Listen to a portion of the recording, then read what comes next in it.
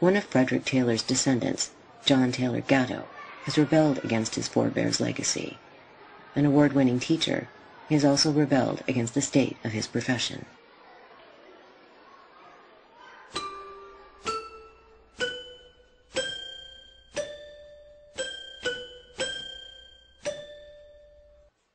The key is the word compulsion. The idea of drawing all children, all young people, into some universal program administered by the leader or the leaders is as old as Plato, probably older. But nowhere on earth was that able to be imposed until northern Germany, under the military rule of the Prussians, finally imposed that in 1818, so in the second decade of the 19th century. That is the first time. It was announced in other places, but never was it able to be successfully administered, because the idea is so crazy and so damaging inherently that people simply disobeyed the law. The experience of Prussian Germany was that it was possible to convert sovereign human beings into human resources. That's a translation of a German compound. And that by making these people incomplete, making them unable to think in contexts, but they could be converted into specialist tools for management, scientific management. Horace Mann was hired by the railroad and coal interests of New England to bring about compulsion. He had no interest in schooling. He was an ambitious young politician. He did get compulsion laws passed in 1852. Once it was in Massachusetts, it spread very, very slowly. It wasn't for 15 more years that another state followed suit. So it hardly was a gift to the populous portion of America. I smile a little bit when I say that, because the mythology is that it was greeted everywhere with great enthusiasm. Not only did parents resist compulsory schooling, they sometimes did so violently. So vehement was the opposition in Barnstable on Cape Cod that state militia were brought in to march children to school under armed guard. A primary reason why the mass of the American population resisted compulsory schooling was a widespread belief that its purpose had little to do with education and everything to do with control. Their suspicions were well-founded. An undercurrent of class warfare runs through early American education documents. The U.S. Bureau of Education Circular of Information for April 1872 explains that inculcating knowledge teaches workers to be able to perceive and calculate their grievances, thus making them more redoubtable foes in labor struggles. Such an enabling is bound to retard the growth of industry. 16 years later, in the report of the Senate Committee on Education, is equally explicit. We believe that education is one of the principal causes of discontent of late years, manifesting itself among the laboring classes. The first Red Scare, in my judgment, is the trigger event for the embedment of compulsion schooling in the United States.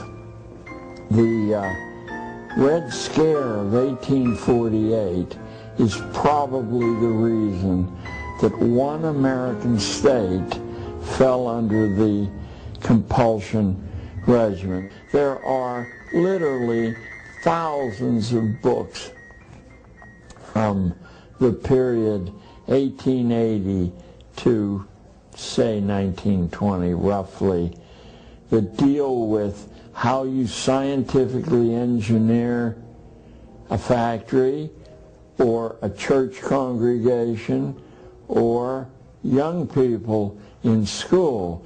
School which followed a general outline of converting kids into obedient tools now took on a very, very mechanistic aspect under this surge of scientific engineering. In 1903, the Atlantic Monthly called for adoption of scientific management in schools. Prominent education theorist William C. Bagley stressed a need for unquestioned obedience. The new system would train children for life in 20th century America. Their role, to fulfill the needs of commerce, industry, and government.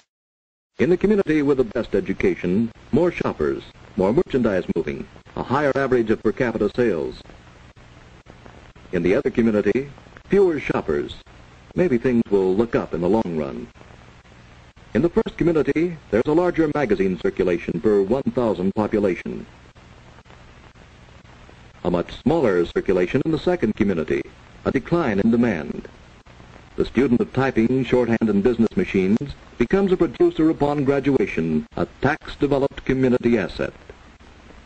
He prepares for radio and electronics. His future promises a profit on the taxes invested in him. As education raises the cultural level, so it must also introduce youth to the know-how of production and stir interest in precision, efficiency, and service. With graduation, the community receives a new supply of young people who want a better life on the one hand and who have the ability to work for it on the other. Now the tax investment returns to the taxpayer. In order to aid in the process, the Gary Plan was introduced. It had a new organizational scheme in which different subjects would be taught by different departments. Similar to the breaking down of factory jobs under Taylorism, students would be herded from classroom to classroom in order to digest a stream of standardized factual information. Like Pavlov's dogs, they would do so at the ring of a bell. Children, go where I send me. I'm gonna send me one by one but a little baby, born by the Virgin Mary, born in Bethlehem. Children, go where I send me.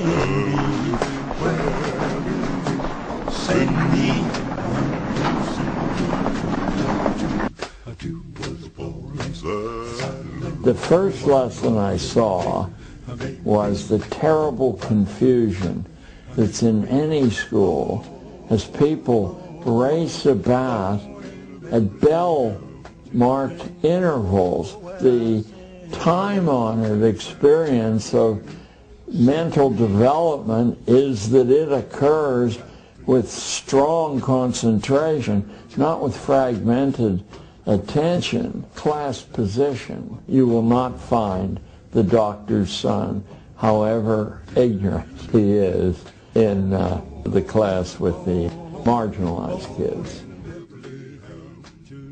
Indifference is wonderful. This is a factory to create indifference to intellectual things, to ideas.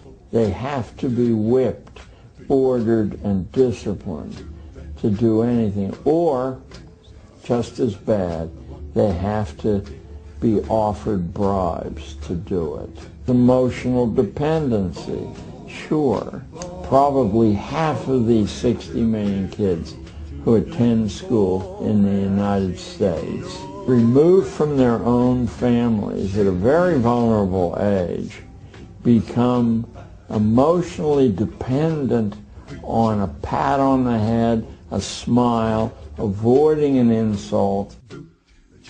Intellectual dependency. In spite of rhetoric to the contrary, a teacher's nightmare is invested in those kids, if any, who actually have learned how to think for themselves.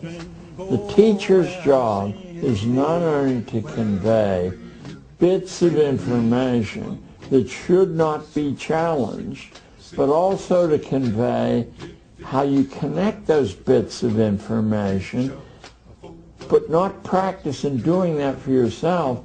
You memorize someone else's connection. What is a circle? Billy Henlow.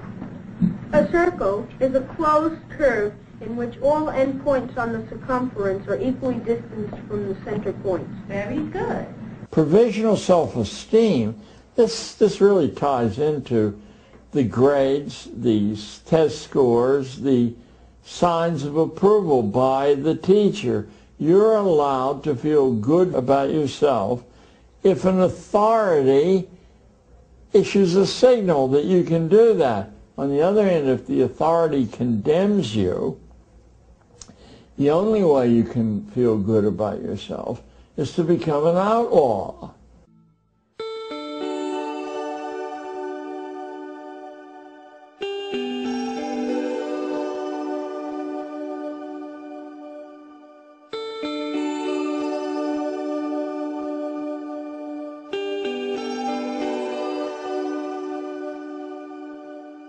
What are we trying to do? If our goal is to help kids become critical thinkers, lifelong learners who really enjoy thinking and reading and playing with numbers and ideas, if we want to help them become good learners and good people who can create and sustain a functioning democracy, then education would look very different from the way it looks right now, at least in our culture. We would have to question the use of grades. What research finds is that when kids are trying to get good grades in school, three things tend to happen. They begin to lose interest in the learning itself. Now the purpose is just to get a good grade rather than to engage with the question or problem at hand. Second, they tend to think less deeply and retain knowledge for a shorter period of time compared to kids who don't have any grades. And third, they tend to pick the easiest possible tasks. That's not because they're being lazy, it's because they're being rational. If we tell kids we want to see a better report card, we want to see higher grades, naturally they'll pick the shortest book or the easiest project because that maximizes the chance of achieving that goal. So regardless of what your goal is, if you're interested in assessing kids and teachers and schools to see are we doing a good job here, you would never need tests in order to see whether kids are learning and where they need help, and you would never need grades to report the results of the evaluation we place on those assessments. We would certainly do away with standardized testing, the kind of testing used in particular states or provinces where everyone takes the same test and then you compare everyone's scores. These tests tend to measure what matters least. It tends to be a good marker for family income because what standardized tests mostly measure is the size of the houses near a school. But it's the case that some of our deepest thinking kids just don't do well on tests. And some kids who get great scores have never had an original idea in their lives. Well, I thought you just judged by tests. Oh, no. There are many other things besides tests that we use. Of course, we do consider a child's general ability and the way he scores on standardized tests, but that's not all.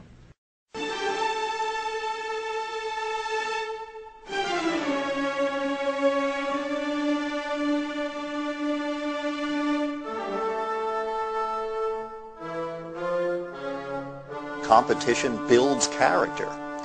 In fact, what we find is that by any reasonable notion of character in terms of psychological health or self-esteem, that competition undermines that and creates a kind of neurosis because we come to think of ourselves as good and competent only to the extent that we have defeated other people. And so we're always playing this desperate king of the mountain game where we're all worried about triumphing over other people and stepping on their faces and looking at them as if they're going to step on our faces. That has two effects. One is it's horrible for us in terms of psychological development because there's a perpetual sense of disease and anxiety. But second, it very logically has a destructive effect on our relationships. We compete because we're raised that way, not because we're born that way. I mean, take, for example, the belief in survival of the fittest, which is seen as a Darwinian notion. In fact, Charles Darwin never even used the phrase survival of the fittest. That was coined by a right-wing social thinker in the 19th century named Herbert Spencer, who tried to corrupt Darwin's thinking to his own reactionary political purposes. What Darwin talked about was natural selection, which means that the individual organism that's best able to adapt to a changing environment is more likely to be around to survive and reproduce. But that doesn't specify competition as a mechanism. In fact, often the active avoidance of competition, if not the deliberate pursuit of cooperative strategies, turns out to make it more likely that organisms and entire species will survive. The research consistently shows that competition not only isn't necessary for excellence, but tends to impede excellence on most tasks. And the more challenging the task, the more ingenuity, problem-solving skill it requires, the more competition tends to disrupt that achievement. Excellence pulls in one direction and competition pulls in another. And in fact, another kind of research study corroborates that. If you take a whole bunch of people and give them a task to do, some kind of problem to work out, and half of them are told, see if you can figure out how to do this task, and the other half are told, this is a contest with a prize to whoever wins, whoever does the best job, study after study after study across cultures, across gender, across ages, find that the people who compete, who have to compete, end up doing an inferior job on that task. At the moment, it appears as though much of what happens in schools in North America is really for the convenience of people who have most of the power. There is, if anything, an active discouragement of critical questioning. Corporations claim they want kids who are able to think outside the box, but only so far as they're caught within a larger box that works to the advantage of the free market, which means that the market economy, based on competition, based on economic rather than human considerations, ends up controlling the system.